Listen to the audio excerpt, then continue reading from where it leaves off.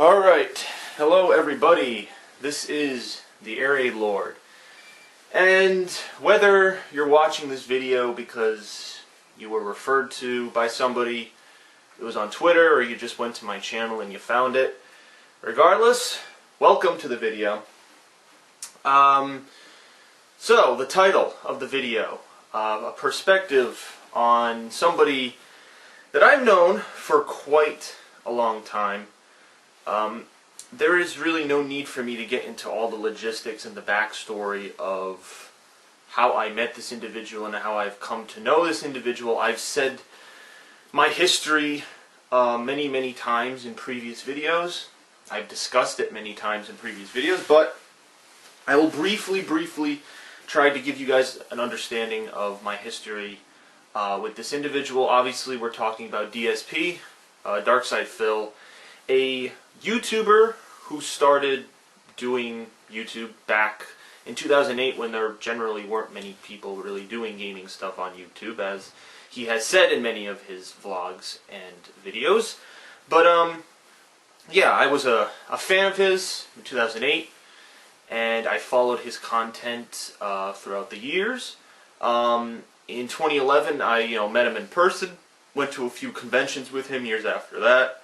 Got to know him, became a good friend of his. Actually, at this time last year, I actually went to his old condo, hung out with him a little bit. I've been in many co-op playthroughs of his on his channel. I've been on different, podcasts and events. We've just done a lot of stuff together, and I've been there for a lot of his content over the years. So that is the general gist of it. A few days ago, actually, from when I'm making this, I was on a podcast called the SOK Podcast, which stands for Sons of Kojima. It was a group of individuals who were looking for me just to give some perspective on Phil in the recent months, and I was telling them my history with Phil and a couple of other points of contention. I will actually link the video because I assume it's not on YouTube yet. The last time I checked, but I did. It was live streamed on Hitchbox, and I will link it when I have a chance. But the main focus of this video, though, as I said in that interview, there are a few points I do want to address. There have been a lot of people, whether they support Phil or they don't support Phil, over the past several months, I'd say, several weeks, who have been requesting a video like this, just me giving my perspective on Phil, because for anyone who doesn't know, I made two different videos about DarksydePhil in the past, and they were like, they came because of different things. No one video had a focus on him in particular. So the first one I made is the video everyone seems to go to when they want my opinions on Phil, which is my true feelings on DarksydePhil, which was a video I made in summer 2013. I have made the video private since. I have had Machinima delete the video and other people re-uploaded it without telling me first, and then somebody put the video on Dailymotion, or whatever that other video streaming website is, and obviously I can't really do anything about it there. So, it is what it is, but with this video being made, it's going to be a more accurate representation of what I actually think. That video was made, yes, there were some updated things about what I felt about Phil in that video, but a lot of it had to do with a personal misconception, a personal thing that I had with Phil at the time, and that's why I made the video. It was more of something personal that kind of set me off, and it made me go into a tangent, and it really didn't have any flow or form to it. That was the real reason I wanted that video taken off YouTube. A lot of people thought, oh, he wants the video taken off of YouTube because he's trying to be friends with Phil again, he's trying to hide his true feelings, he's trying to be a coward, he's trying to flip-flop. No, that wasn't the case. I just didn't think the video was an accurate representation of what I was actually trying to convey. Sure, I made some good points in the video, but I thought that I needed to make something that was a little bit more clear, So then I attempted to do that a few months later, and it was actually this time last year, in the late December, when I was doing my 3-year channel anniversary, and that video also didn't have a clear focus on what I wanted to talk about. The video talked about all sorts of different things. My life, it was pretty much my life generally over the course of 2013. It did talk about DarksydePhil. There was a major segment on Phil, but then it talked about other friends. There was other things the video talked about, and there was really, again, no clear focus, and yet again, I made that video private, and I kind of just cut all ties to it, because again, it wasn't, at the time, it just wasn't really accurate. I couldn't justify how I wanted to present myself in that video, and so over time I was like, you know what, this really isn't the best way to go about this, so I made that private. So I will be saying this before I actually start.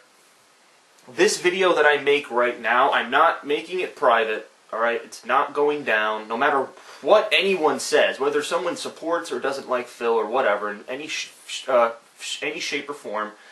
Doesn't matter. The video's staying on my channel, okay? My hope is that the video doesn't overshadow all of my content, because I just made, you know, a couple of cool videos for my channel, Legend of Korra review, and a whole bunch of other stuff. I'm hoping that this video doesn't overshadow my content. I'm hoping that people don't continuously come to me for other DarksydePhil videos. No. I'm not making any more after this, alright? This is it. This is the final freaking one. So, I'm putting that out there. Also, I am not going to disable likes, dislikes, or comments on the video. So, feel free to post whatever you want. Feel free to give your opinions on whatever you want. And, yeah, that's the way we're going to do it. Alright?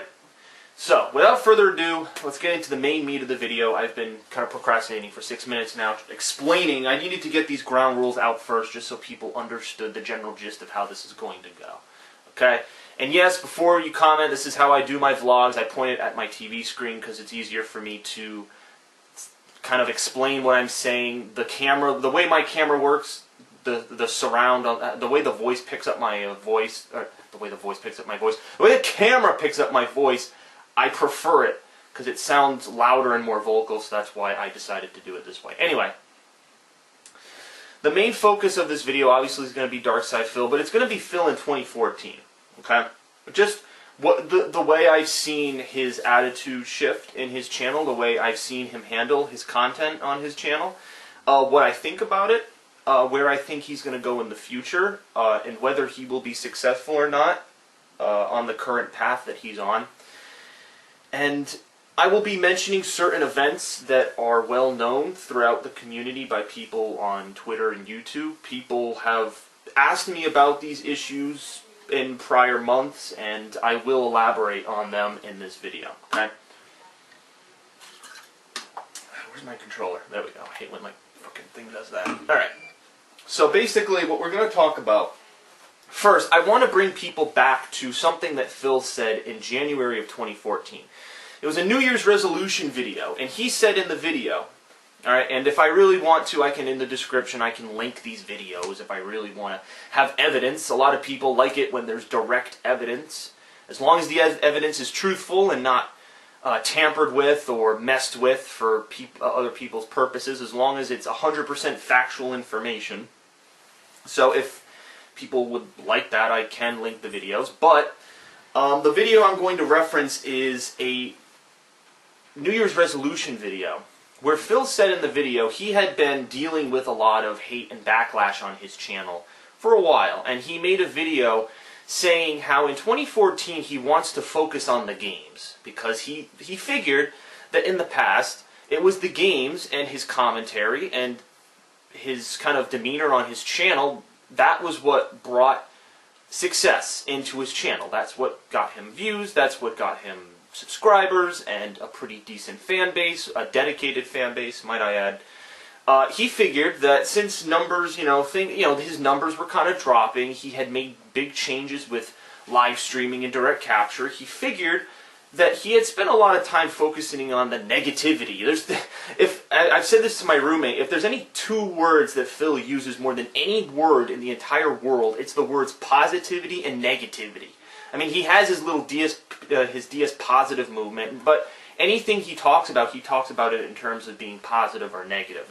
It's very black and white terms. Either something's positive or something's negative. Let's push forward positively. Let's push forward, positively. Let's not look at things in a negative light. So, At the beginning of the year, he made this statement, and he said that he was not going to focus on the negativity, which means he wasn't going to focus on people making rumors on, just generally I can say, people not making rumors on Twitter, people not saying certain things in his channel in regards to, you know, oh, you don't like your fans, you do everything for the money. There were just general rumors on his channel that he wanted to kind of knock down and get rid of.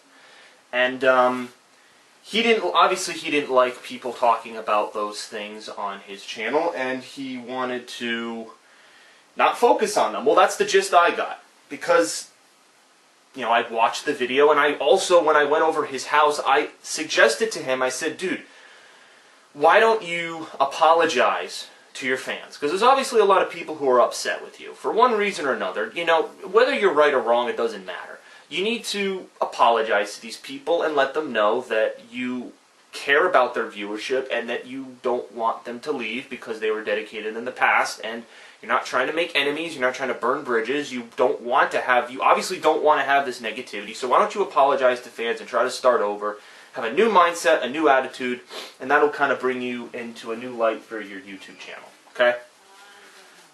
So, I said all this, and Phil figured, he's like, you know, we were talking about it when I was at his house, and I said, and he was kind of like, you know what, you're right, you know, I understand what you're saying, I feel that might be a good option. So if you watch that video back, he actually does apologize. He says, I want to apologize to anyone, whether you're a fan or a hater or whatever. I want to apologize if I did anything in the past that kind of pissed you off, blah, blah, blah, blah, blah.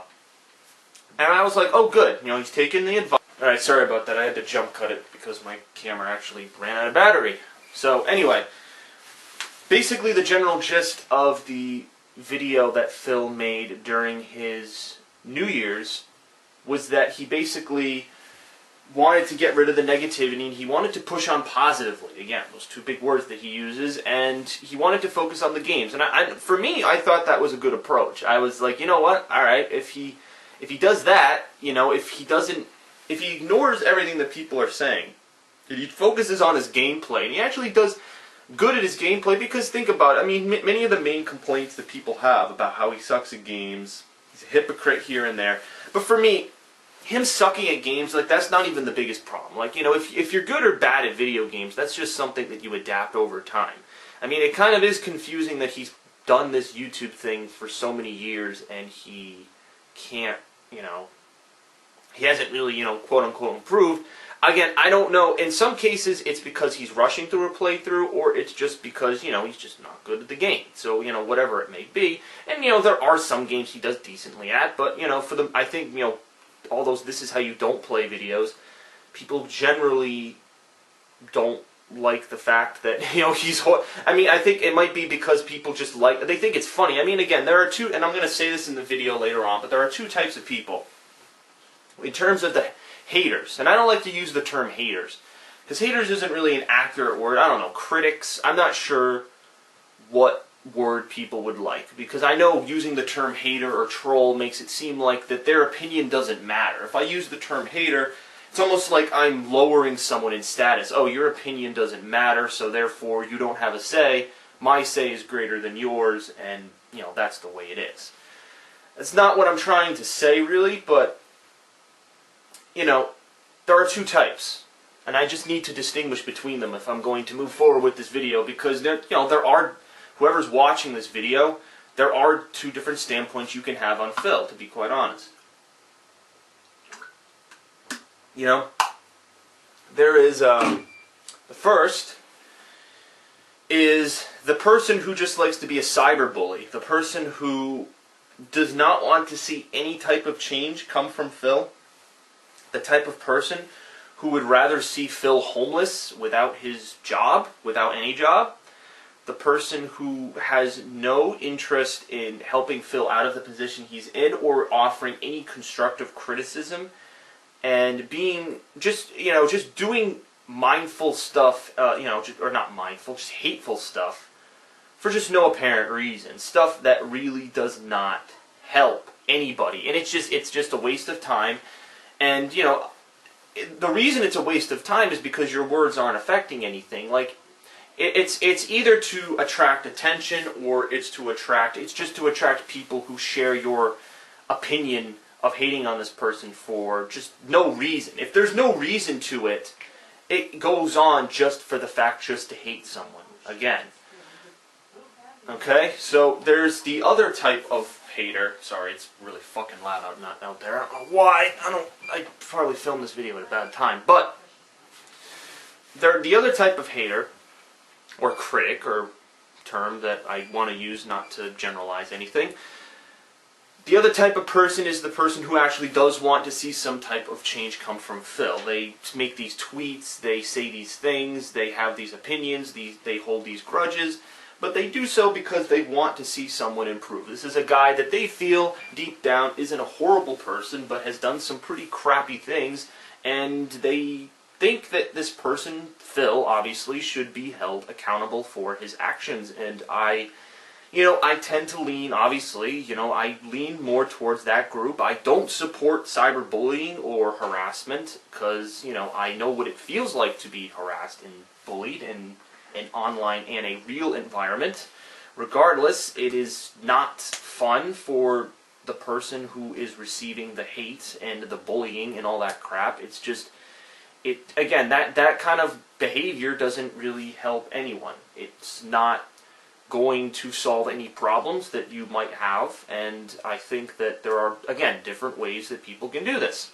Different ways that people can reveal their disdain or their discomfort for something. And I think there are groups out there that don't like Phil that share these beliefs. And the unfortunate thing is that Phil cannot really tell who likes or which type of critic or hater is approaching him in any circumstance.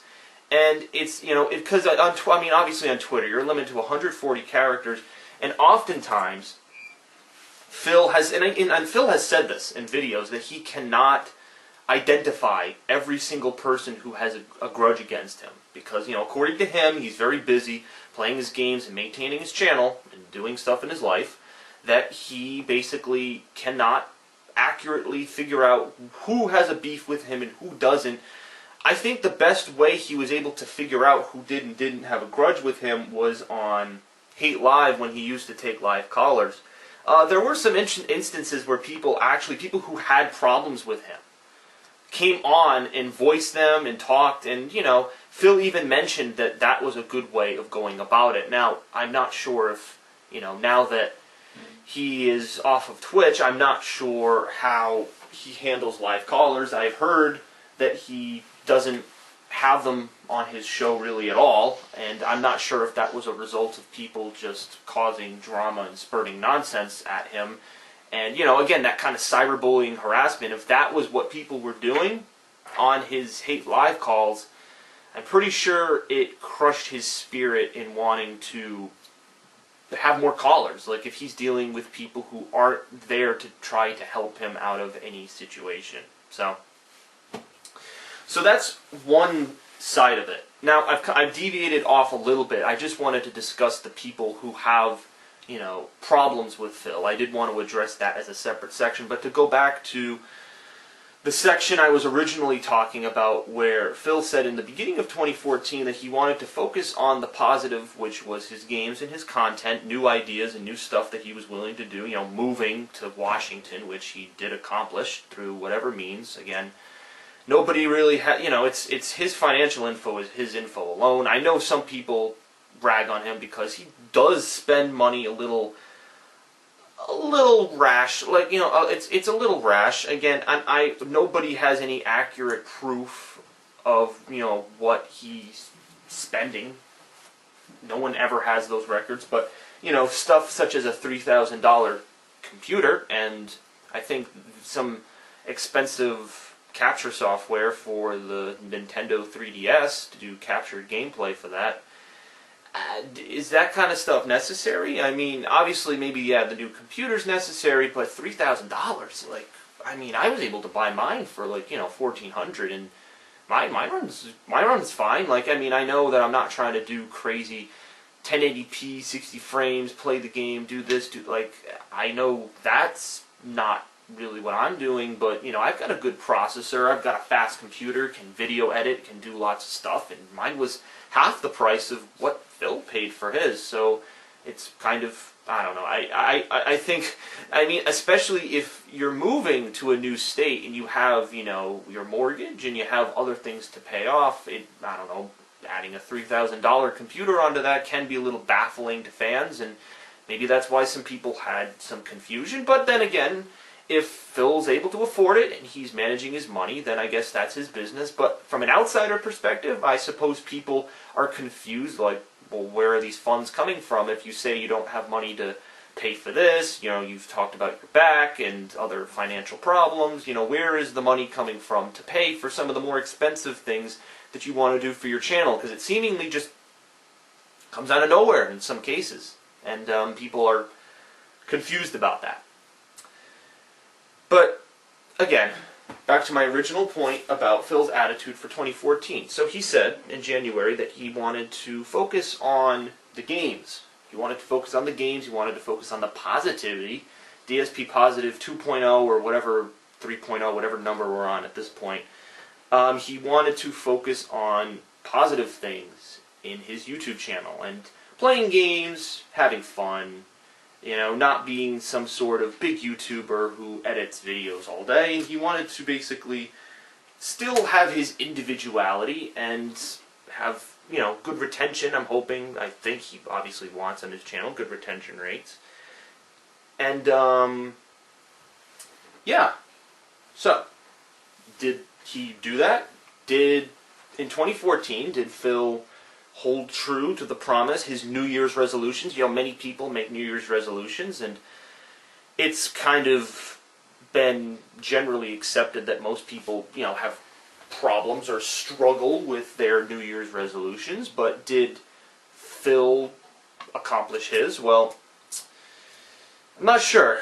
I don't know about that, because there were some instances this year where I was a little confused about the mentality Phil was enacting for his YouTube channel.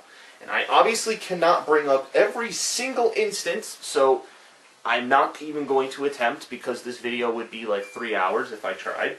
But I will try to bring up the major ones that have been discussed and have been mentioned by people, you know, both critics, fans, Phil, whatever. The first is something that comes to mind, which Phil has talked about recently, actually, is the number of games that he plays on his YouTube channel. Because I remember, even in 2012, before his New Year's resolution this year, in 2012, when he made a video talking about important changes that were coming to his channel, you know, this was before live streaming, this was before direct capture, he made a video saying that he thinks he's playing way too many games, that he thinks he's flooding his subscription box with a lot of videos, and that the abundance of his playthroughs is not becoming a good thing or a positive thing for his channel anymore, and that the amount of games that he plays is becoming a problem, and that he needs to find a fix for that, an alternative to that.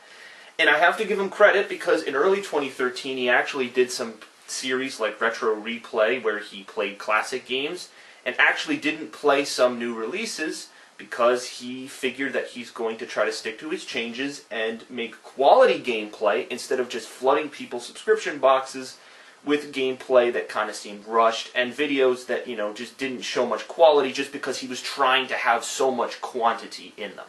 Okay? So from there, from his Retro Replay days, let's flash forward to, let's say, a few weeks ago. There was that 1 week in November of this year where there were about like 8-10 games that came out on the same day. It was the day that Far Cry 4, Dragon Age Inquisition, Super Smash Brothers, I don't know. It was the week after the Master Chief Collection came out. It was this one day, and I'm sure many, you know, gamers would know what I'm talking about. There were about 1 million games that came out in the course of one day. Sorry, I'm just blowing my nose real quick.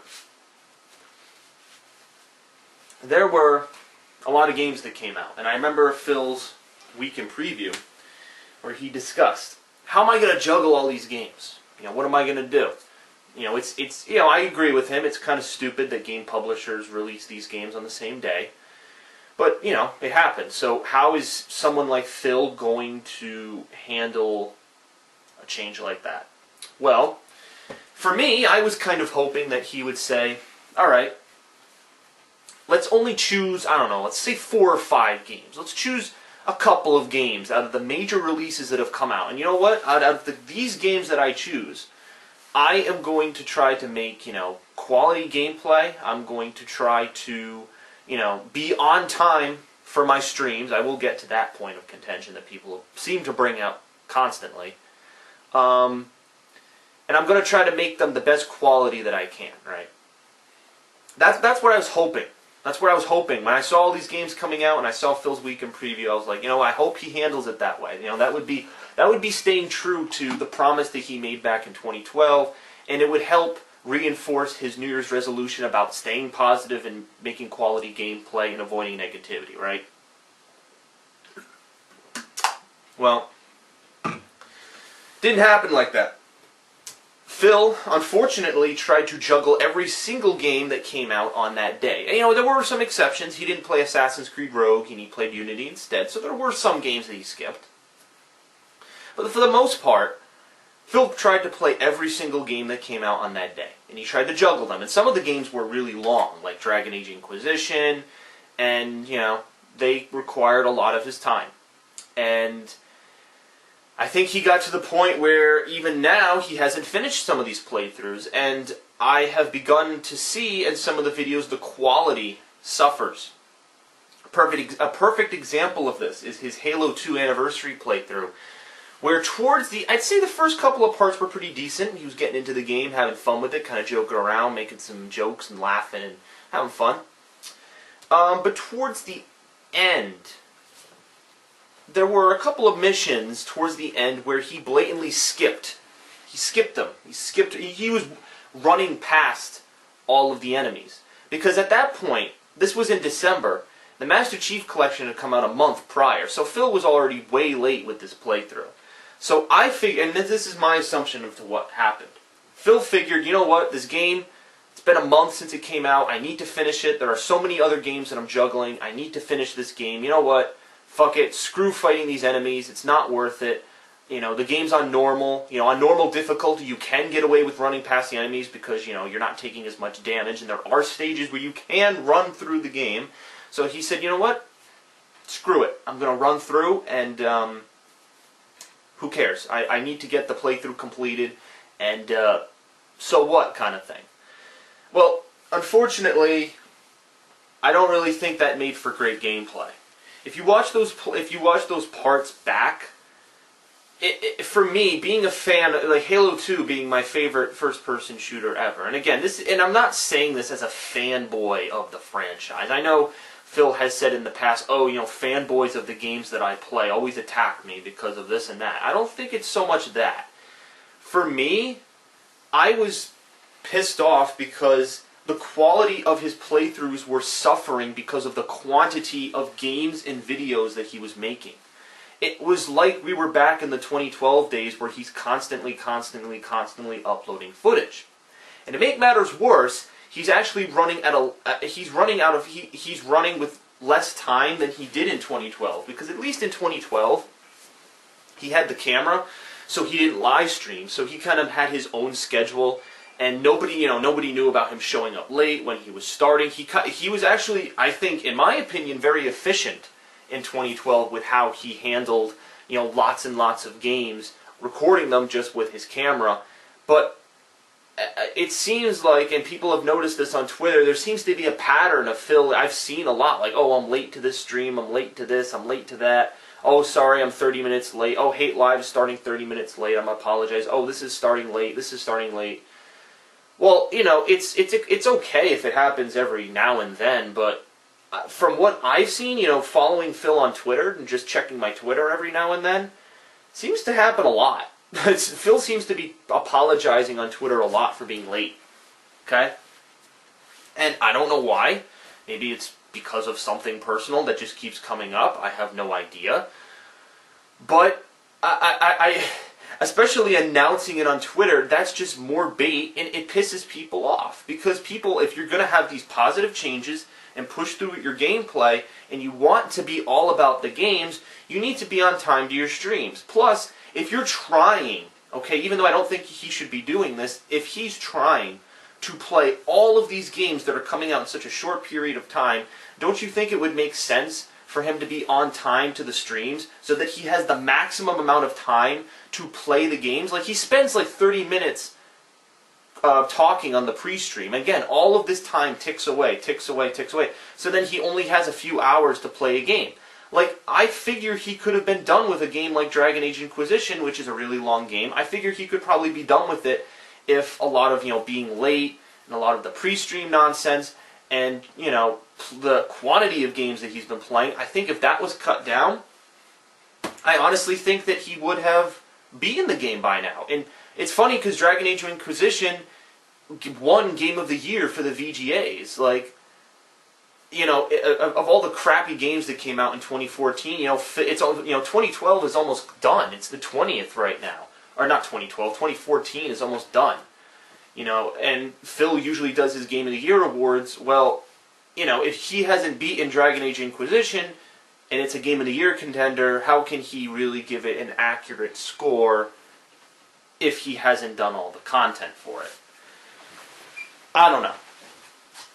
That's one large point of contention I wanted to deal with. So keeping Phil's New Year's resolution in mind, from my perspective and from many people's perspective, I did not see his changes with how he handled things this year, especially in the fall. I did not see that conducive to his overall changes for what he said about being positive and having quality gameplay.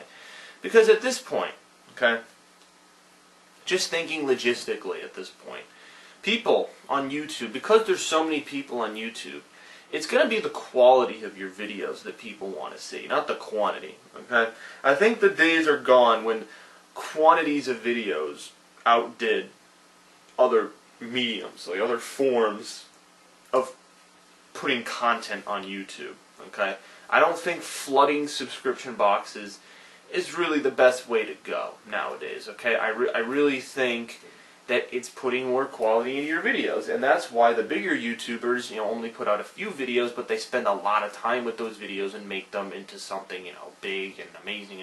And again, I'm not saying Phil has to be like that, and he has said countless times that he doesn't want to be like that, and he wants to have a diverse atmosphere to his channel where he's, the realest motherfucker, and he's honest this and honest that, and, he's morally superior, and he wants to do things, by his way, and people will residually like him for his content, okay?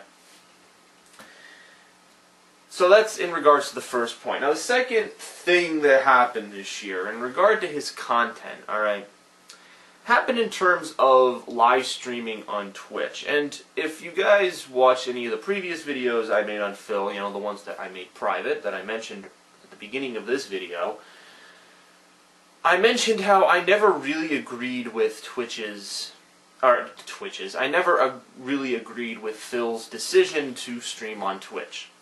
Because it really doesn't make any sense. It's not in line with his model of making videos. Because on Twitch, it's mainly paid subs that get you money. The amount of people who use ad block and the very little ad revenue that Twitch generates for partners, it's nothing. It's nothing compared to what he makes with Machinima now.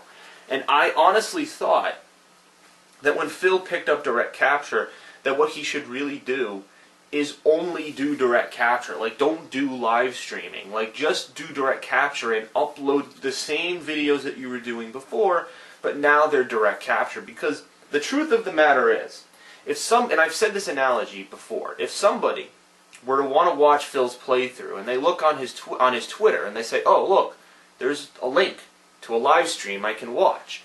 Someone watches the live stream, okay, and then Phil later on Twitter says, oh, I'm going to upload the 20 videos that I made from a live stream I did today.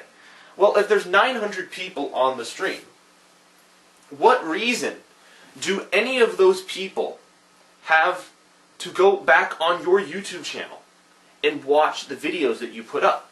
Because in the end, if this is your full-time job and it's a business and you're trying to make money to sustain yourself to do more of this, you need, maximum number of people watching your YouTube videos, because as a Machinima partner, you get paid per views. I know this because I'm also a Machinima partner. I'm not as high up on the level that Phil is in terms of subscribers, but I know how the system works. I know how Machinima pays people.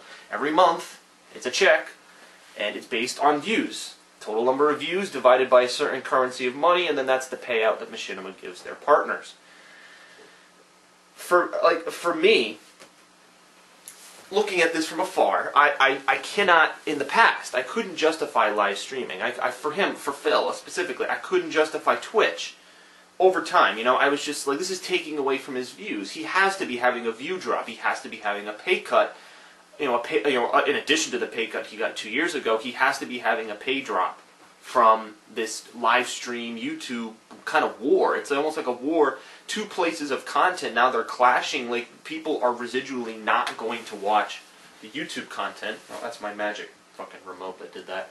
Anyway, I just don't think people will want to watch his content if they've already watched it on Twitch. Why do I need to see something that I've already seen first? That was the big thing about Phil's content. When he, on Twitter, he'd announce, oh, I'm uploading the part from today's playthrough. It would get people excited. Oh, I'm really interested in waiting for these videos that are going to come out, and then they'd come out, and then that would be the content. That's how I see things going. But, in Phil's defense, I think the way he did it on Twitch was the best way he could have possibly done it, in the fact that he had paid subscribers, and that he had, he told people many times not to use ad block, but if people want to use it, they can use it. It's not illegal. It's known. It's been known on Google Chrome for a while as a known extension. So you can't really enforce that. But he did it to the best of his ability. Even though I didn't believe it was the best business decision, he still did it, and he made it work. And he had good stream numbers, and he was able to somehow have his YouTube numbers still be in sync somewhat with what they were, what he wants them to be. I guess it was enough so that it was sustainable. But later this year, the whole Twitch conundrum, I was there when it happened. Basically, when Phil deleted his Twitch, what happened, and people know this story, and the fact that Phil was told by a member of Twitch, a moderator or engineer or whoever working at Twitch, came into Phil's forum and said that his bit rate was too high. Apparently he had this bit rate for like over a month, so he had been doing this for a while, and finally he was caught and told to lower the bit rate. And that was the night he was first going to play the Master Chief Collection, and I remember watching him on Twitch that last night. Okay, I had some free time, and I was like, what the hell is all this bullshit going on Twitter? So I went on his Twitch page, and he was testing out Halo, trying to get good quality, trying for it to not be pixelated, he was just trying all of these different things. And so this went on for hours. Again, wasted time, that he could be spending on other gameplay. But this went on for hours and hours of him trying to test this and set this up and all this stuff. And so finally, he says, fuck it, that's it, I'm done, I'm going to try YouTube live streaming. And that was interesting in and of itself, because watching this guy, his hair all scraggly on his webcam, on YouTube, there was all these hater comments coming in on the comment section, because you can't really moderate YouTube comments. It was just a mess. And the biggest thing about all of this is that Phil had recruited moderators, people on his forums who were people who gave their time to his content of their own free will. They aren't getting paid. Some of them were even paid subscribers and giving Phil money. And these people were really consistent. And I'm friends, I will admit, I'm friends with many of the ex-moderators from Twitch's, I keep saying Twitch's, Phil's Twitch channel. I know many of those moderators. Those guys were dedicated, I can say, as a whole.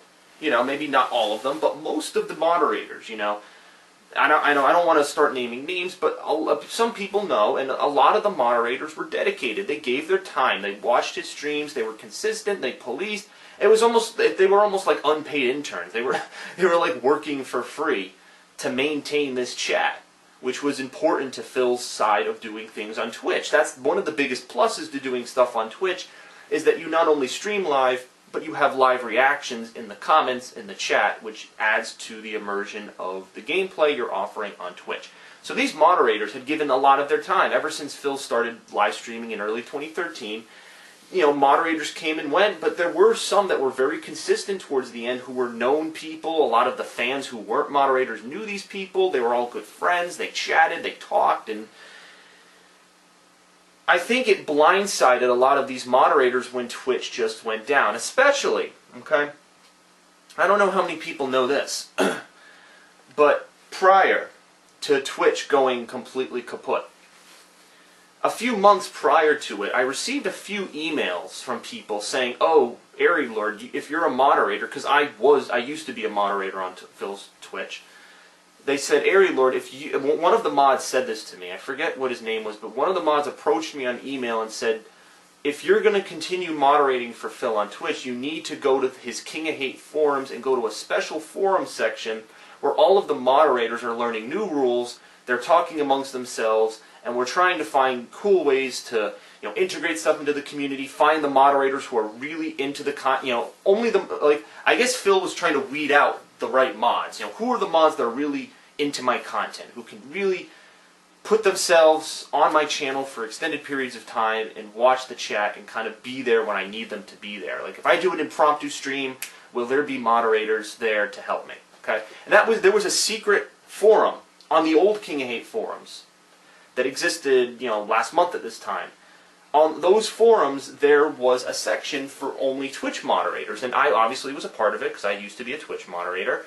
And there were sections and threads about who should be a mod and who shouldn't be a mod, and there were also things talking about, you know, how you know, Phil's channel should be run.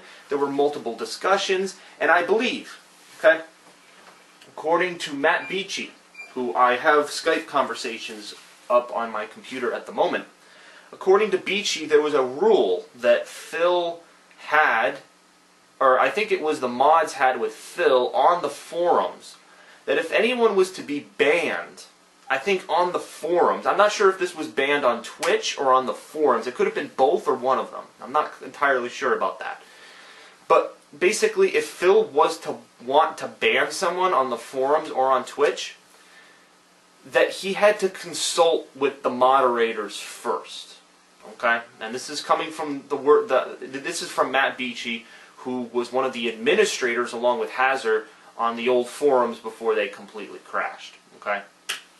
So, the reason why I'm grouping the forums and Twitch is because these two events happened at the same time. After Phil stopped doing Twitch and went on YouTube and made this radical change, a lot of the moderators felt kind of betrayed. The fact that Phil left Twitch just because he couldn't get 1080p 60 frames per second, that was the big thing. His bitrate was too high.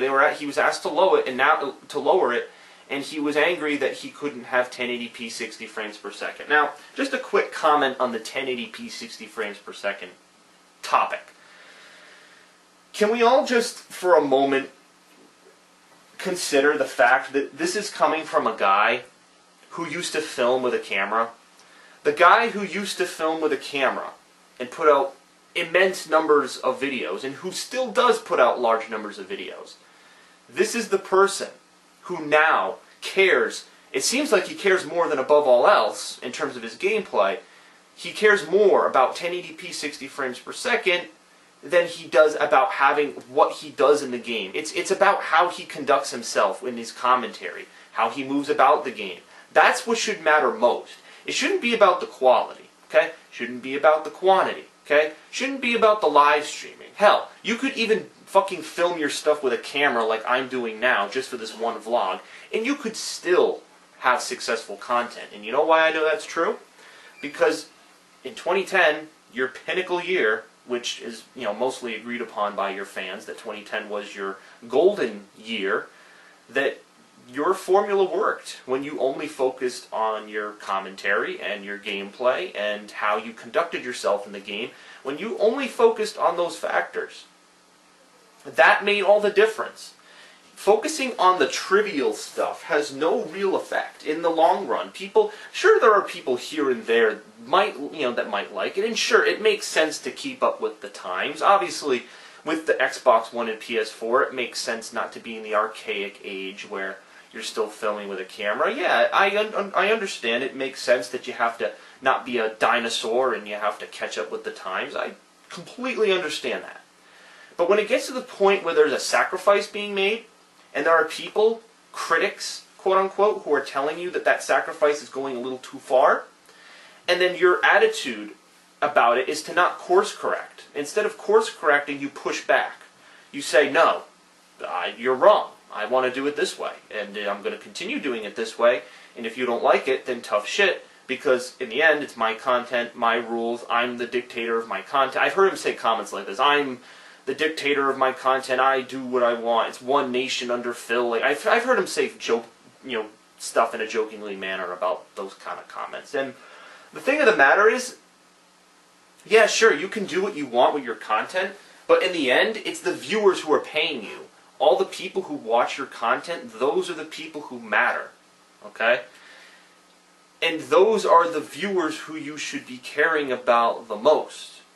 So let's just consider this in the case of Twitch. You had some of the most dedicated people ever, moderators who would sit on your every word, who made a Twitch forum. It wasn't Phil who came to me about doing the Twitch thing, about joining the forums to be involved in that group. It was one of his mods. One of his mods approached me on behalf of Phil and said, hey, TheAireaidLord, you need to join on this Twitch group on the forums, because this is where the real mods are who are really going to be modding, and anyone else who doesn't is going to get demodded, and we're going to find the mods who truly want to help Phil on his Twitch chat. Okay? Those people who were super dedicated, who took time out of their day, who weren't getting paid for it, okay?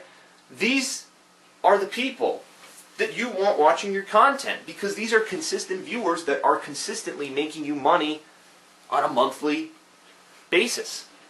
And now, with the fact that Twitch is gone, okay, and a vast majority of these moderators are now gone. Now, I just want to deviate for a second here. Let me take a sip of water first.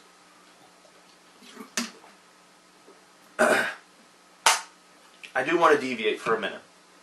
On my computer, I have some messages on Skype that I exchanged with Matt Beachy, who again is one of the administrators for the old forums. I did message Matt on Skype, and I did ask him if it was okay if I read these on my video, and he said that it was completely fine. So I have his permission. I just wanted to read these really quick to you guys because there are some interesting points. I asked him what happened in terms of the forum meltdown. Okay? And so here's something that he mentioned. So Matt says the following, all right, and this isn't exactly quoted word by word, but it's mostly, done in the sense that it's his words. So Matt said, I emailed Phil a couple of days ago regarding how he's been speaking about the mods, etc., calling them pigs or idiots or scum or whatever. He more or less told me that every single one of us is a bad person and that they should all apologize, even the ones that left peacefully. Okay? Then he goes on into this, I was commenting some stuff, and then he goes on to say a big paragraph. I know TheAireaidLord was leaving. I was on Skype with him and everyone else at the time, and he wanted to know if mods could get rid of admins, so he tried it on Phil and it removed him. Omar tried to unban him, but didn't have the permissions. I logged into my account a little while later, and Phil had de-admined me and Hazard already. So there were no staff members or admins left other than TheAireaidLord and Omar, who had limited permissions. Obviously, then the shit hit the fan because nobody could moderate. So this is when I guess there was like porn and all this other crap that was being uploaded onto the forums. Everyone was posting hentai and shit, but Phil has stated many times that stuff from the forums were lost because of this. That's not true at all. The day after this happened, I emailed him and told him I wanted to make it right, So I got the server and passwords from him and logged into the server, went into the database and changed my usernames group to for administrator. Then I went onto the forum and made Phil an admin again, and in about 30 minutes he had removed all of the spam. No posts were lost at all. I also backed up the forum after he finished removing the spam so he wouldn't lose anything. So he wouldn't lose anything, and Phil knew this all along. Let's see. And then I asked about the lemon, because originally Phil had blamed the lemon for the stuff on the forums. Phil later apologized for this and said that wasn't true, but again, from the words of Matt, Lemon ended up getting death threats for no reason. Phil really burned the fuck out of all the bridges he had with us. Me and Onyx went on the forums to find out why Phil was able to be banned. Turned out when we remade the forums, whoever set up the warning system forgot to make user group 4 immune to warnings. So I turned that on so admins could no longer be banned. But he's still saying he needs to upgrade to an insecure beta version of the forum software to fix the issue. The guys that make the software literally said, do not upgrade. I did see that. There we go. The guys that made the software literally said, do not upgrade live forums to this because it has massive security holes. He's also been saying that the mods broke the agreement we had. Here's proof we didn't. Let's see. And then he sends me a Geizo image, which was, let's see, proposed changes. And these were changes. I will see if I can post this as a link. You know what? I'll actually put this as a...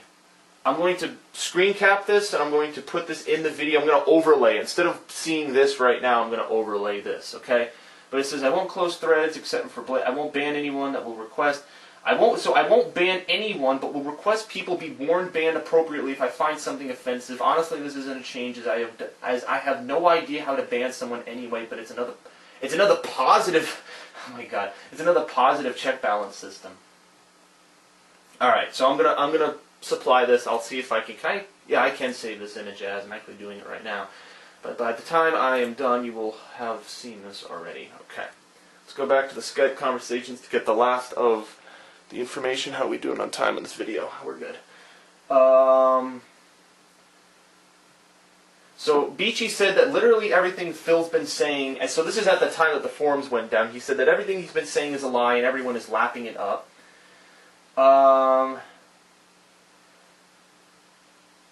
Let's see, but it basically says, it says, so one point of contention that he says in this post that I'm posting, it specifically says he would consult mods when banning somebody. And, so I was just trying to figure out that this was an accident. So some random user banned Phil by accident. I don't know why TheAireaidLord did this. I guess there was some personal beef he had or whatever, and he did it by accident, and this nonsense happened because of that. But I also have to believe that some of this has stretched back to Twitch. Seriously, none of this would have happened if Phil hadn't made me and Hazard regular users again. I could have easily closed the forums and cleaned it up and handed it over to Phil, but he did what he did. Let me see.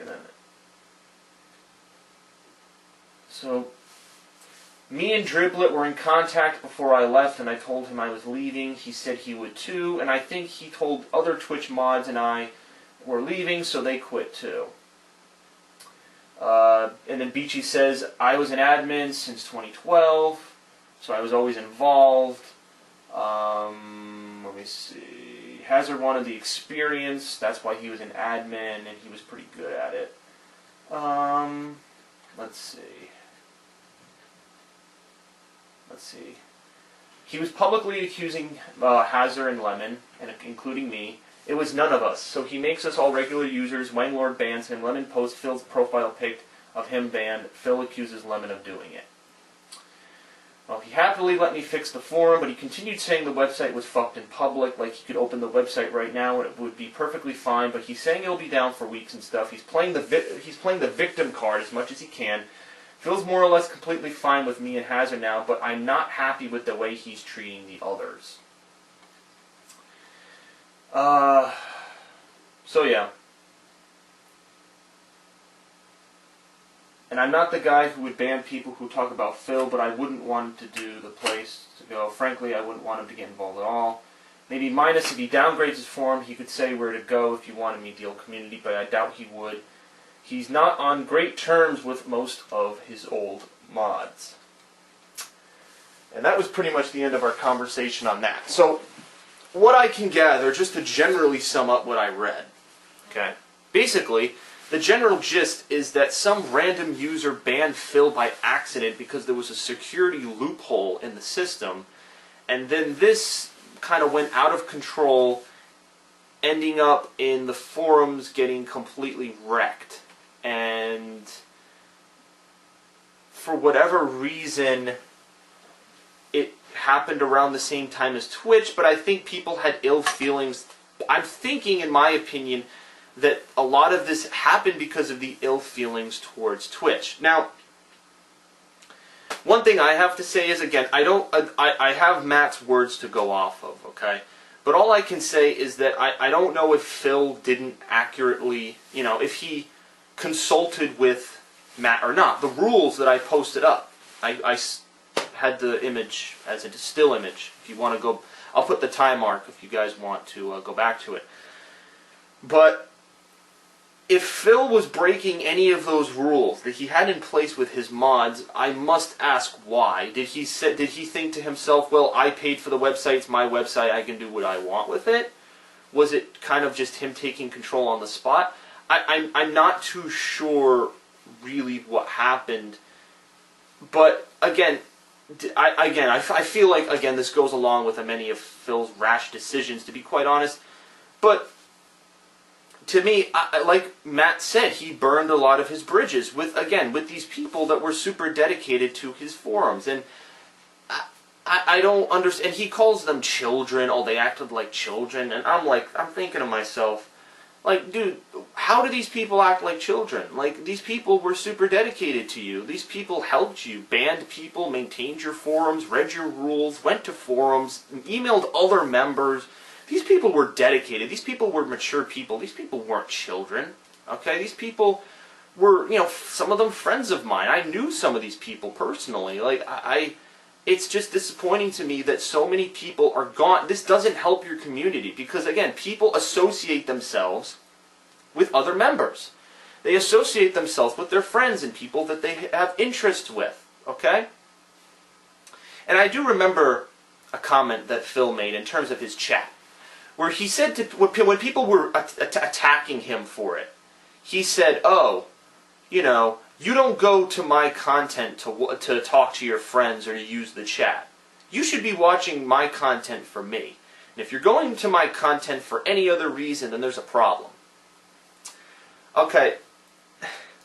You see, I'm trying to understand, first of all, why Phil is so public with some of these statements. Like, why did Phil have to make a tweet about even if the Lemon did or didn't do it, about the whole thing on Twitch? Why did he make a public tweet about it? Like, even if the Lemon did contribute to destroying the forums, which, obviously we know at this point he didn't, why does Phil have to publicly say it on Twitter? Is that again, does that go back to his New Year's resolutions of being positive? Is that a positive post? A DS positive post? Is that a negative post?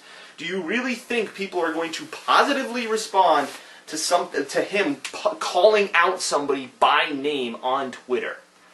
Just think about this for a minute. And that's not, think about the other Twitter stuff. Think about when, he goes on rants about him being, I hate it when people do this, and the negativity's getting to me. And if you read a lot of Phil's tweets late night, like after he's uploaded his videos and after he's revealed his schedule for the coming days for his gameplay, he'll go on these little mini Twitter rants where he'll talk about life and he'll talk about good and evil and he'll talk about just these, like how he's a victim in this like horrible relationship with his fans. And again, I'm making a lot of generalizations here, but a lot of it is not.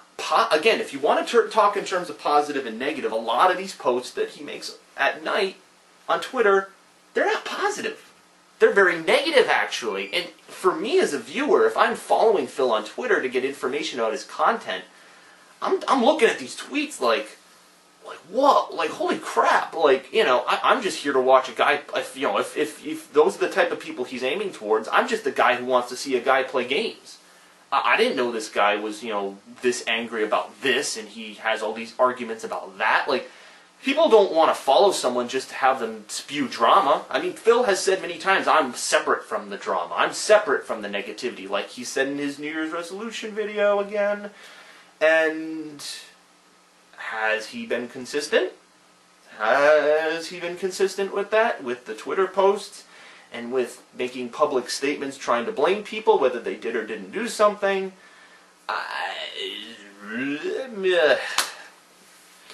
don't know. I don't know. I mean, obviously people have their opinions. The ones in the groups on the right and the groups on the left, the people who support Phil, even the people who support Phil can know his flaws sometimes. I mean, you know, it's very telling when there's more dislikes than likes on some of his videos. But, I mean, who knows? Who knows? You know, it's telling. The evidence is there, and I think people can discern between it. So, I mean, that's the major point of this video. Has Phil stuck to this New Year's resolution of trying to be more positive? Is he more positive? Is his content inviting? Is it a game-friendly atmosphere? Are people allowed to even talk? Like, I mean, he has this new IRC chat, which sucks complete shit. I mean, even Phil knows it, but I know he's working on a better solution at the moment. But at this point, like, if you go to his chat right now for his King of Hate, like the way he does things right now, like he live streams on YouTube, okay, but his like you can go to YouTube to watch it, but the comments have been disabled because he now has an IRC chat that's worked into a subsection of his forums, and you have to like log into a secure server and you have to be approved. And like when I've gone just a few times to see what it's all about, and there really aren't many people like at all. Like the amount of people in the chat is nowhere near the amount of people that used to be in Phil's Twitch stream chat. That stream chat was lively. People were talking about the game, about Phil, talking to each other, making friends, doing this, doing that. This IRC one is like dead, man. Like, again, like, was it worth it to get off Twitch? I mean, considering everything I said about the decision to be on Twitch in the first place, was it worth it? Was it worth it to leave Twitch just for a little bit better gameplay quality? And I'm sure you could have like, this happened in one night, okay? As soon as Phil found out from this guy who worked at Twitch that he had to lower the bitrate, later that night, that's when he made the decision to leave Twitch. I honestly think that he should have given it a few days. Maybe asked his fans in a poll on his website. What do you guys think? Do you think I should leave Twitch, or do you think I should go somewhere else? Just like a very impromptu, very quickly. Or, you know, maybe he should have taken the hit. Maybe he should have said, you know what? Maybe I should message the people at Twitch and find, you know, maybe I should ask them, hey, how do you guys suggest I do 1080p 60 frames per second? Are there other big Twitch people, other YouTubers who are using Twitch right now? Are they allowed to do it? Is there a certain reason? Maybe there's something in my technology that's not working. But no precautions like that were taken. It was a very rash approach, and within one night, it was done, and that's why many of Phil's dedicated moderators said, you know what, we've put so much time into this community, and I think it's time that we take our leave. For example, Beachy, he left. I mean, he's in college like I am, so he didn't even have much time to dedicate himself to the forums anyway, but I understand. I understand why a lot of these people that I knew and were my friends, and I understand why they had to make the decisions that they did. You know, I completely understand it. And, you know, I can't, at this point, justify many of these decisions, because now it's gotten to the point, you know, not only with Twitch, alright, just one more point on Twitch, not only was this a source of, you know, chat, you know, community. There was like a small community on that Twitch forum. Not only is that gone, how about all those paid subscribers? Those people that you've mentioned and admitted on your videos. You said, you know what? If I didn't have my paid subscribers, you guys are really helping me through the month, and you're helping me through this, and you're helping me through that. You know, you guys are really helping. All right, so these people are really helping you out. Now you don't even tell them. You just leave Twitch. Okay? And so what if someone's not on your Twitter? What if someone's busy and has a life and doesn't look at your Twitter, and then they come back, they're a paid subscriber, and then they go to your Twitch channel, it's been deleted, and they're like, oh, wait a second, I signed up to be a paid sub. Okay.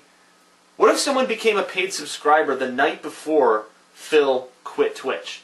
That'd just be like a $5 donation, pretty much, right? I mean, like, what about all those people? Like, you know, all those people who became paid subscribers to get the custom emotes and all the other features and help you out. Well, now they don't get that ability. And, oh, well, the, you know, paid sub 2.0, it's, you know, as you guys have recently heard, I'm sure, it's now Patreon. Oh, Patreon account, you know? And, okay, well, people have asked, Phil claims, oh, a lot of people have asked me about paid donations. Okay. Well, why do you need the donations? Well, and then he admits on his video, you know, sometimes the views have, you know, they've taken a decline. You know, the reviews have recently taken a decline, and you know, the Patreon money will help. You know, it'll help. And, you know, again, his most recent Week in Previews and Hate Lives have revealed this. So, again, check those out if you want the exact wording of how Phil said this. But do you think a Patreon? And he said, oh, in order to justify it, there'll be content that goes with it. So, you know, but I eventually plan to make all that content free. There'll be nothing that's behind a paywall. But to me, I'm trying to think to myself, what content could be justified for giving him money on Patreon? I'm just trying to think about this. What content could be justified? I can't. Like on Twitch, at least on Twitch, it was like, oh, you get access to archived streams before anyone else, before I upload it, before this, and you get emoticon. All right, so that kind of makes sense. I was never really a fan of the process before, but I guess that sort of makes sense. At least you're getting something for the money you're giving the person, so it's a two-way street. How about Patreon? I mean, if Phil can think of something, okay, but I think it's a weird move. And I don't think, the focus should be there. I honestly think the attitude shift should be on his content, the games. What he said in his fucking New Year's resolution video. I'm going to focus on the games, on the positivity, on da-da-da. Is he focusing on it? Again, I'm throwing my hands up, trying to fucking play innocent card here and trying to figure out if that's really true or not. I don't know, you tell me. In the comments. Go ahead and tell me. I don't think Patreon is something that should be a focus. I honestly think that focusing on the gameplay, not playing so many games, focusing on rich commentary, and trying to give your attention to a game and not rushing through it because you have so many other things to get to, that might make the content more enjoyable. I think so. I mean, you know, you're in a situation where you've kind of burned bridges with a lot of people, so how are you going to get other people back to watch the content? I don't know. I don't have the magical answer. It's not like I have some suggestions, but it's not like any of my suggestions will instantly work and he'll instantly have more viewers and it'll be back to 2010 and everything will be happy-go-lucky and all of his critics will no longer hate him. There's no solution that I can offer that will fix any of this. It will help it over time, but nothing is instantaneous, okay? Nothing is instantaneous. And, you know, I'd like to offer one last point before I end this video, because this video has gone on for quite a while. I've made a lot of my points.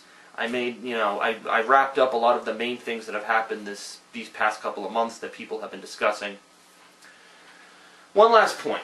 And this is something I've noticed with Phil ever since I started watching him, okay? It seems with Phil that in any circumstance, okay, he had this attitude even before YouTube, in the fighting game community specifically, where it seems that in some way he always has to be right, okay? And I feel like Phil has a close attachment now, this is from my observation, but it seems like Phil has a close attachment to his morals. that he likes to hold on to them. You guys have heard him say that he is the realest motherfucker on the internet. That he is honest, and that he holds nothing back. It was funny, the other day I was telling people an example of this brutal honesty. Where Phil, when he was referencing why John Rambo can't do content with it anymore when Phil's living in Washington, Phil took out his phone and read word by word a text that John gave him. And I was thinking to myself, and Phil prefaced the text by saying, you know, you guys know me, I'm the realist this, I'm the realist that, and I'm brutally honest, and I say what I want. I was thinking to myself, is that necessary to do? Because did John want you reading a text that you two were exchanging between just the two of us? Did John want you reading that? Now again, I don't want to comment about that. That's, you know, that's their private friendship, that's their private thing, and I don't want to get in between that. However that's happening, that's happening. But I was just thinking to myself, it just occurred to me, like, was it necessary to read that? Is that honesty worth it? And I have this analogy that I've said to people, okay? If Phil believed something, he absolutely believed something, and every single person on planet Earth did not believe it, and they criticized him for it, I would be willing to bet that Phil would be the person to say, you know what, I don't care if the whole world is against me. I don't care. I am morally superior. I have my mindset. I have my understanding. I know what is right. I rise above the negativity and I am positive and I push forward. And that makes me a stronger person. I would be willing to bet, and that has been proven in, you know, instances where he has been, and you know, there's a good and a bad to that. It's good because in instances where he is in situations of cyberbullying and he's in situations of being attacked, he's able to get back up and use that confidence and that inner morals that he has, and he's able to use it to push forward through the bad times when things really are bad, and he's able to bring people entertaining content, and that attitude resonates with people and gives people strength, and it empowers them, especially if his viewers are in a depressive state or they're not really happy in their situations. His content can add some type of life to it through that mindset.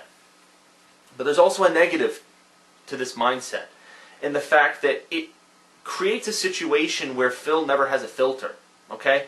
This ties back to what I was saying about Phil's Twitter post about Lemon. Was it necessary to write on Twitter, guys, it was the Lemon who did it. It was the Lemon. I mean, I don't know if Phil's argument is, oh, well, everyone was asking me for an explanation as to why the forums were taken down. It's like, well, was it really necessary to call someone out by name on Twitter and accuse them when you really didn't have all of the evidence? And then, because it was true, because a few months later, or a few weeks later, he admitted on Twitter that he was wrong and that it wasn't the Lemon. So why make a rash decision and say it's the Lemon? Because obviously there's signs that this mentality doesn't work, because Phil had a breakthrough moment where he's like, oh shit, I said it was the Lemon when it really wasn't the Lemon. And I just told everyone on Twitter. Now I gotta go back on Twitter and apologize, and I gotta man up, and I gotta... There's signs of it already. It's out there. It's out there on Twitter and YouTube for you people, and I'm sure you people know this because you've taken it for your montages and your this is how you don't play, and this is how you this and that and this. I honestly feel it's a situation where Phil would rather be right than satisfy people. And that, for me, is not doing what needs to be done. My mindset, that is a very brutal, down-to-earth, do-or-die, natural selection kind of survival instinct kind of mindset, is that in this world, you gotta do what you gotta do. Okay? In this world, you have to do only what's necessary, because that is what produces any types of results in any situation. So, is it necessary to always be right? Is it necessary to get the last word? Is it necessary to have these giant rant sessions on Twitter that could potentially piss off your viewers? Is it absolutely necessary to make these decisions? You have to consider that going forward. Phil, I'm like directly addressing Phil right now. You have to consider in the future what is absolutely necessary, because I can tell you, your mindset is just, I want, and what I'm really looking for overall next year in particular, is an attitude shift. I want the attitude shift that you promised last year. Because I can tell you from everything I've said in this video up until this point, I have not seen the shift. You promised last January that you were going to focus on the games and the positivity and not deal with drama and have a positive mindset towards everything you do. And I have not seen that. I have not seen that in the way you handle your content, the way you handle the people who watch your content. I have not seen that. You cannot consistently blame others. There needs to be a part where you need to blame yourself. And I know that's hard for some people. It is so hard. It is so hard for people to accept that a part of them is wrong. And believe me, okay, last year I was in a pretty bad spot, not wanting to accept something, not wanting to do what was necessary. But being in college, being around people who really pushed me to do certain things, I realized through brutality, I realized that there are certain things in this world that you have to do. No matter if it's the right thing, no matter if it's the wrong thing, there are some things in this world that you just have to do.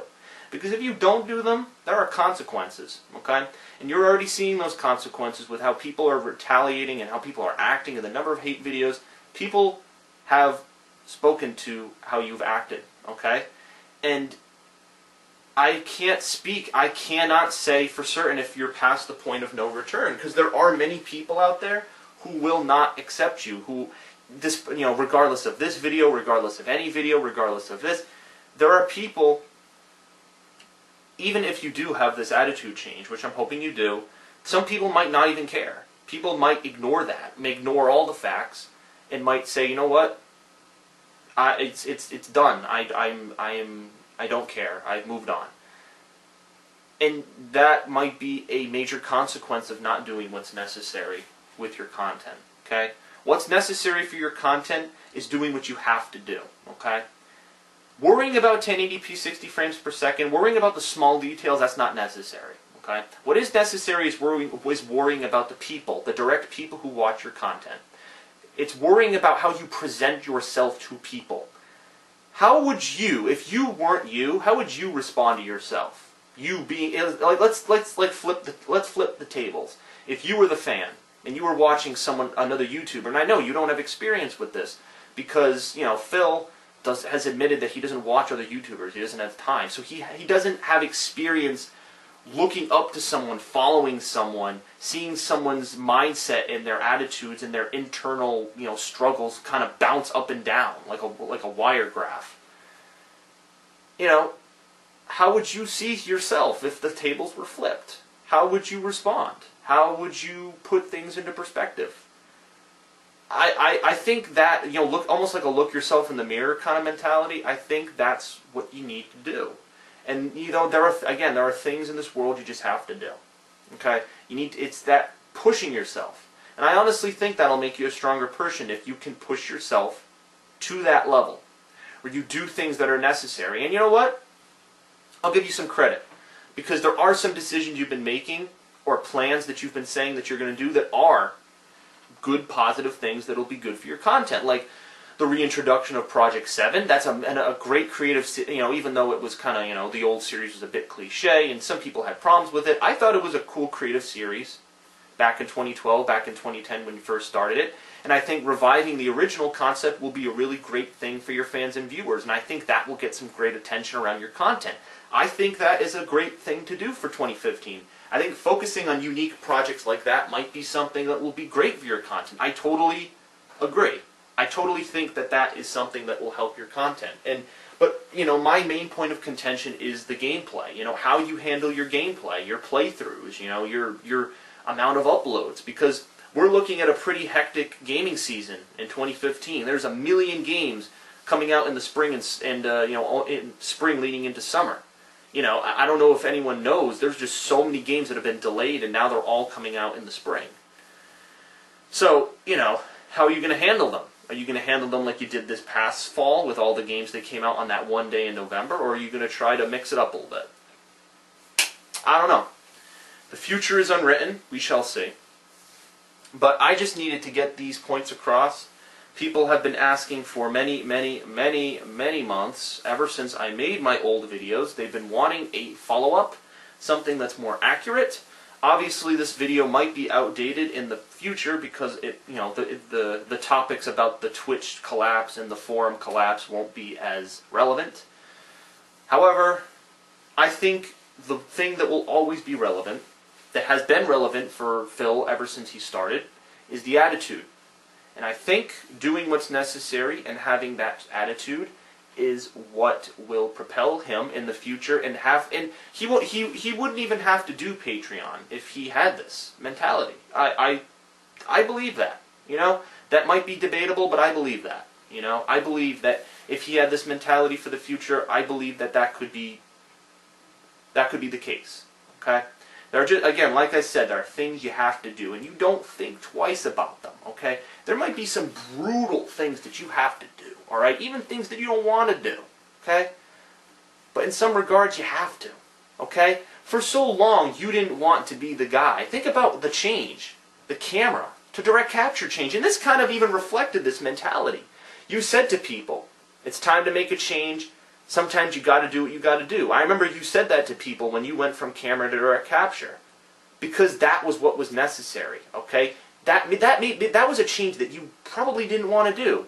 You were more comfortable with the camera for a while, but you knew deep down that was what you had to do, and so you did it. And look what happened. All right, you get rewarded. Okay, in life when you do the things that are absolutely necessary, even if you don't want to do them. You have to, because if you don't, there are consequences, okay? And that's the way you have to handle yourself, because even if you have to do the dirtiest, ugliest things, in the end, they have to be done. And it's that mentality joining together with your moral side. It's that coming together and that joining, that interlacing, that looping together, those two becoming one, that is what makes you strong. Confident, unique. That is what will truly make you a warrior. This is survival of the fittest on YouTube. There are a lot of people on YouTube fighting for the view, fighting for that dollar. You got to be tough. You got to be cutthroat, man. You got to fucking go out there. This is your job. This is your business. This is your hobby. You got to be ruthless. In some cases. I'm not telling you to make bad decisions towards your fan and viewers, but there are some things you just got to do that will propel your channel in the future. And there are some, and again, like I said, with Project 7 and some of these other changes, you said you were going to do a movie review series. There are some changes I've seen that point towards this direction of positivity with your attitude change. But continue them, look back at some of these decisions that you've made and, kind of reconcile for them a little bit instead of attacking the viewer and attacking people and saying that they're at fault. Please take some responsibility, and that will lead you forward into a good era for your content, okay? Because, you guys know this, that I, owed a lot to Phil when I was in high school because I was in a different point in my life. Obviously, I'm past that, though. I'm at a point where it's not necessary to always watch Phil's content and be involved with the gaming stuff. My life is at a different stage where I don't need to. And that's why it was kind of hard for me to make this video, because, in all honesty, it wasn't actually necessary for me to make this video, but a lot of people wanted me to. I have free time because I'm on vacation, so I said, why not? So in conclusion, I just want to wrap up here because I think I've gone on enough about these various topics. I think I've spoken my mind. I want to thank anyone who's watching, whether you support Phil, whether you dislike Phil, whether you like me, whether you dislike me, regardless of who you are watching this video, I want to say thank you for watching it, spreading the word, because if anyone wants to know my feelings about this whole situation, if anyone wants to know my feelings about Phil, direct them to this video. I am keeping it up. I am keeping it on my channel. It is an accurate representation of everything that I believe in, and it is no way, there is no strings attached from any other things in this video. It is all 100% what I believe in terms of DarksydePhil and his community. I will say that I do not believe that Phil is a bad person at heart. Okay, I think Phil is an extremely, he's got a good heart deep down. But, you know, everyone gets led astray, everyone gets deluded, and everyone goes down these dark paths in their life. I think everyone can agree that they fucked up at least once or twice in their life. You know, everyone makes mistakes. You've heard that saying many times, I'm sure. But I think Phil can self-correct. I've seen the signs before, alright, and I don't think he's an absolutely horrible person. I know there are many people that would like to believe that he's like the second spawn of Satan. I don't believe that. He's made a lot of fuck-ups, and there's a lot to be pissed at him for.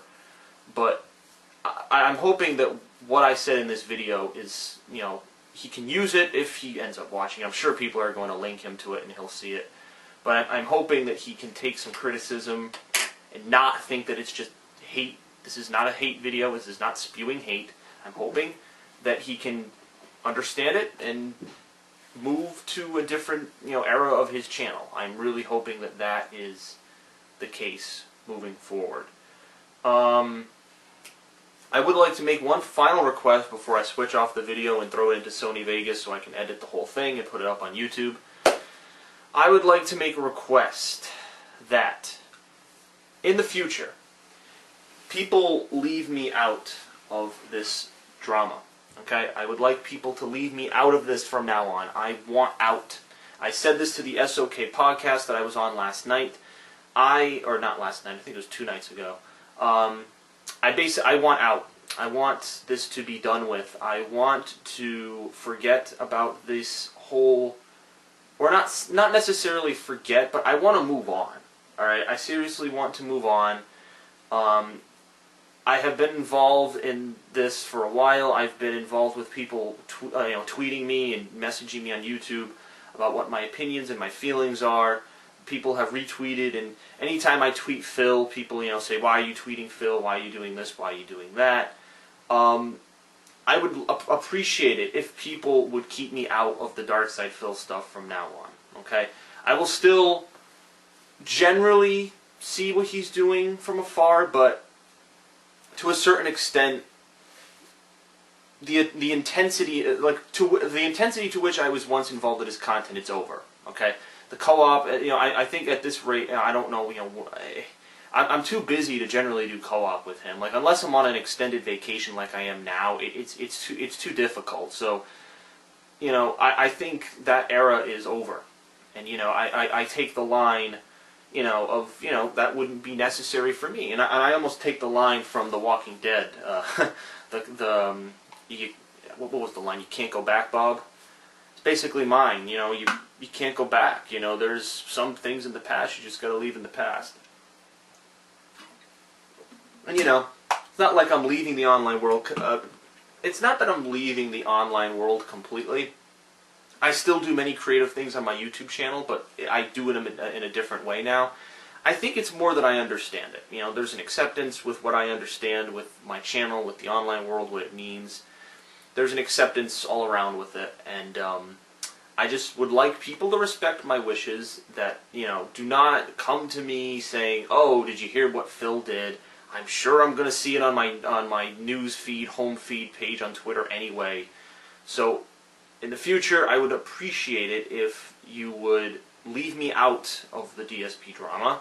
If you would like to talk to me about my content that is for me on my channel with the people who enjoy my stuff that has nothing to do with Phil, you are more than welcome to do that. Okay? But in terms of DarksydePhil stuff, I have no more interest in talking about it. I have no more, regardless if I'm talking to a fan or I'm talking to a critic or who, I don't care. I want it to end. And the people on the SOK podcast that I was on the other night, they respected those wishes. Okay? They were I would like to give them a shout out and say that they were a very respectful group of people. That the podcast that I was on, it went very, very well. And I think they handled, my interview very well. It would be interesting, potentially. I know they've made the offer to Phil to be on that podcast. I did say that if Phil was to go on that podcast, that they need to handle it in a mature manner, just like they handled my interview. And they said they would. But I feel like Phil thinks their podcast is just some hate podcast to just slander him, and it's not. And, maybe I can offer in this video for Phil to go on that podcast, just like he went on Kane Bringing the Pains podcast a while back. I forget when, but he has gone on podcasts of people who have criticized him, and he's been open to it, and that's good. So if he's been open to that, maybe he'll be open to this. Who knows? And again, maybe things like that are necessary for him to go forward in a positive, quote-unquote, manner. And that's what will bring about the attitude change. So hopefully in 2015 we can see Phil actually stick to his guns this time. Here's hoping. And yes, please respect my wishes. I am not going to, like I said, I'm not disabling comments, likes, or dislikes. Those are all open. I am not replying to any comments, though. Feel free to talk amongst yourselves, but I'm done talking about this. So I hope I addressed everything.